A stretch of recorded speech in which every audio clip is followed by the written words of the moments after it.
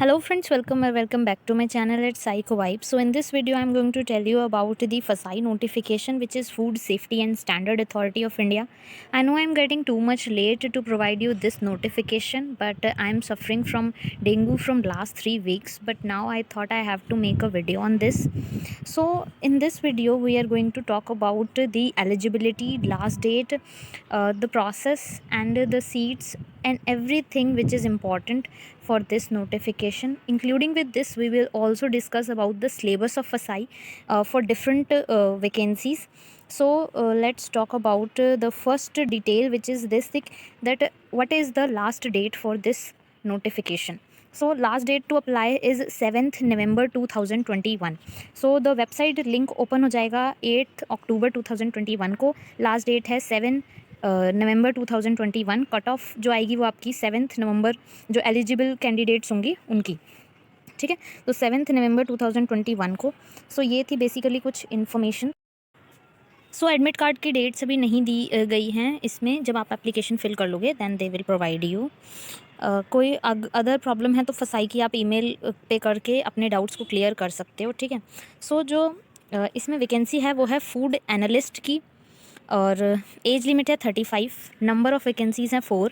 1 for general, OBC के लिए 1, SC के लिए 1 एंड EWS के लिए 1. नेक्स्ट है टेक्निकल ऑफिसर के लिए. ग्रेड पे जो मिलेगा आपको पे स्केल वो 7th का होगा. ठीक है, और एज लिमिट इसमें 30 चाहिए. नंबर ऑफ़ वैकेंसीज़ 125 है. नेक्स्ट है सेंट्रल फूड सेफ्टी ऑफिसर के लिए वैकेंसी. इसमें एज लिमिट 30 है और टोटल वैकेंसी 37 है. असिस्टेंट मैनेजर के लिए 4 वैकेंसी है और एज लिमिट आपकी 30 है.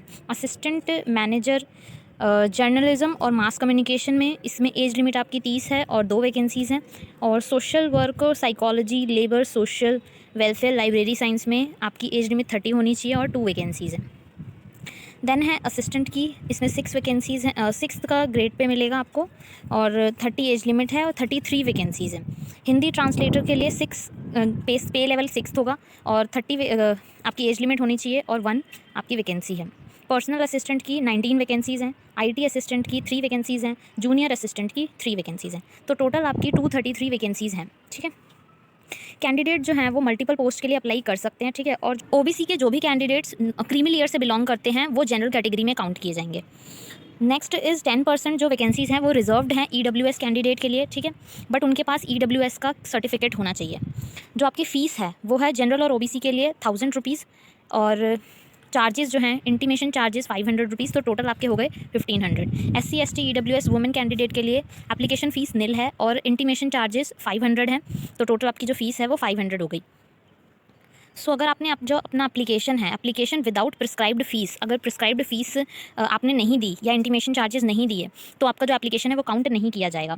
फ़ीस जो एक बार पे कर दी जाएगी वो नॉन रिफंडेबल होगी, मीन्स आपको रिफंड नहीं किया जाएगा. Candidates applying for multiple post, उनको अलग से रजिस्टर करना पड़ेगा हर एक पोस्ट के लिए. ठीक है,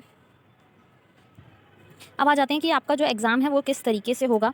सो जो इंपॉर्टेंट चीज़ है वो यहाँ है कि स्कीम क्या है एग्जामिनेशन की. तो फूड एनालिस्ट के लिए आपका रिटन टेस्ट होगा प्लस इंटरव्यू होगा. रिटन टेस्ट 85% मार्क्स काउंट होंगे और इंटरव्यू में 15. और टेक्निकल ऑफिसर के लिए आपका CBT 1 होगा और CBT 2 होगा. ठीक है, stage 1 stage 2. Central food safety officer के लिए आपका CBT 1 CBT 2 होगा. असिस्टेंट मैनेजर IT के लिए और असिस्टेंट मैनेजर जो साइकोलॉजी वाला मैंने आपको बताया था उसके लिए, दोनों के लिए CBT 1 और CBT 2 होगा. नेक्स्ट है हिंदी ट्रांसलेटर के लिए आपका CBT होगा, सिंपल फर्स्ट राउंड ही होगा. ठीक है, असिस्टेंट के लिए आपका CBT होगा. पर्सनल असिस्टेंट के लिए आपका CBT होगा plus proficiency in short hand and typing. IT assistant के लिए भी आपका CBT होगा और जूनियर असिस्टेंट ग्रेड 1 के लिए भी आपका CBT होगा. सिर्फ short listing of candidates for CBT stage 2, जिसमें 1 और 20 का रेशो रहेगा. ठीक है, इस बेसिस पे आपको सेलेक्ट किया जाएगा. इंटरव्यू में 1:5 का रेशो रहेगा. ठीक है, तो इस बेसिस पे आपको जो है वो सेलेक्ट किया जाएगा. टाइपिंग में आपका 1:10 का रेशो रहेगा. ठीक है, 10 स्टूडेंट्स पे एक को सेलेक्ट किया जाएगा इस तरीके से. ठीक है, नेक्स्ट है आपका एज रिलैक्सेशन. तो एज का जो आपका रिलैक्सेशन है वो शेड्यूल कास्ट और शेड्यूल ट्राइब के लिए 5 ईयर्स, OBC के लिए 3 years, person with benchmark disability के लिए 10 years, PWD plus SC ST है तो 15 ईयर्स और PW प्लस OBC है तो 13 ईयर्स. ठीक है, एक्स सर्विस मैन के लिए 3 ईयर्स का आपको छूट दिया जाएगा. ठीक है, विडो और डाइवोर्स्ड वुमेन है तो 35 ईयर्स अप टू एज. ठीक है, 35 ईयर्स तक की उनकी एज होनी चाहिए. विडो और divorced women judiciary separates who are not remarried, जिन्होंने रीमैरिज नहीं की है. ठीक है, उनको 40 ईयर्स तक की छूट दी जाएगी. नेक्स्ट हम बात करेंगे अपना एजुकेशन, क्वालिफिकेशन और वर्क एक्सपीरियंस के बारे में। तो जो नंबर ऑफ़ पोस्ट हैं, ठीक है, जो पोस्ट हैं वो आपको मैंने बता दी हैं, ठीक है। तो फूड एनालिस्ट के लिए आपको क्या चाहिए? Master degree in chemistry, biochemistry, microbiology and dairy chemistry and food technology. Next is food and nutrition, और या आपके पास बैचलर हो, bachelor of technology in dairy and oil, और डिग्री इन वेटेनरी साइंस, ठीक है। ये आपके पास होना चाहिए, इनमें से कोई एक, ठीक है। आपके पास 3 ईयर्स का एक्सपीरियंस होना चाहिए in the analysis of food. Desirables जो चाहिए, इसमें चाहिए ग्रेजुएट एप्टीट्यूड टेस्ट इंजीनियरिंग और council of scientific and industrial research और Indian council of agriculture research national eligibility test में एलिजिबल होना चाहिए पर्सन। तो हम आ जाते हैं अपने साइकोलॉजी वाले मेन। तो जो हमारी पोस्ट है असिस्टेंट मैनेजर की, इसमें हमारी को क्या चाहिए? एजुकेशनल क्वालिफिकेशन में पोस्ट ग्रेजुएट डिग्री और डिप्लोमा इन जर्नलिज्म और mass communication in public relation, ठीक है, ये आपके पास होना चाहिए। पोस्ट ग्रेजुएट आपके पास डिग्री होनी चाहिए, या फिर डिप्लोमा हो इन सोशल वर्क और साइकोलॉजी और लेबर एंड सोशल वेलफेयर में, ठीक है, फ्रॉम ए रिकॉग्नाइज्ड यूनिवर्सिटी। अगर ये भी नहीं है तो आपके पास होनी चाहिए bachelor degree in library science और library and information science and recognized university, 2 years का professional experience in a library under central और स्टेट गवर्नमेंट और ऑटोनोमस और statutory organization. That's it. Next हमारे पास आता है कि जो सीबीटी है, जो रिटन टेस्ट आपका होगा, वो किन किन स्टेट्स में होगा। तो ये पर्टिकुलर सिटीज़ हैं, आप इसको देख सकते हो, इन पर्टिकुलर सिटीज़ में आपका सेंटर होगा। That's it.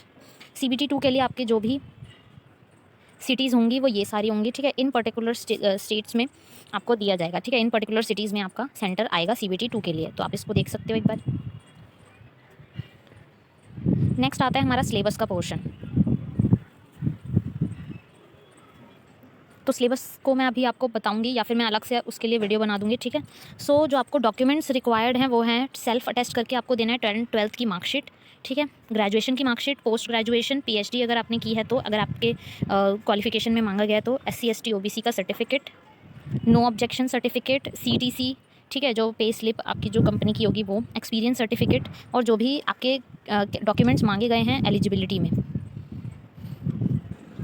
नेक्स्ट चीज़ है कि इसी PDF के नीचे आपको एक फॉर्म दिया हुआ है, पर्टिकुलरली शेड्यूल कास्ट OBC सभी के लिए अलग अलग फॉर्म दिए हुए हैं। इस पर्टिकुलर फॉर्म को आपको फिल करना है और देना है, ठीक है, अपने जो भी आप ऑनलाइन फॉर्म फिल करेंगे उसमें आपको देना है, ठीक है।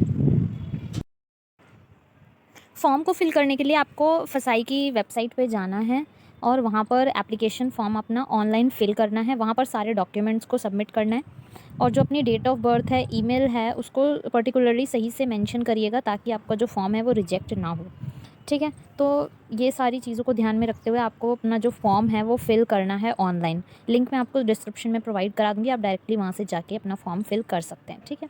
Thank you. And next video में हम बात करेंगे कि फसाई का जो सिलेबस है वो क्या होगा, और इस पर्टिकुलर पूरी नोटिफिकेशंस में जितने भी पोस्ट हैं उससे रिलेटेड सभी पोस्ट के बारे में डिटेल में बात करेंगे। दोनों PDF को लेने के लिए आप टेलीग्राम पे ज्वाइन कर सकते हैं, और मैं जो PDF का लिंक है वो आपको डिस्क्रिप्शन में भी प्रोवाइड करा दूँगी। That's it. Thank you so much.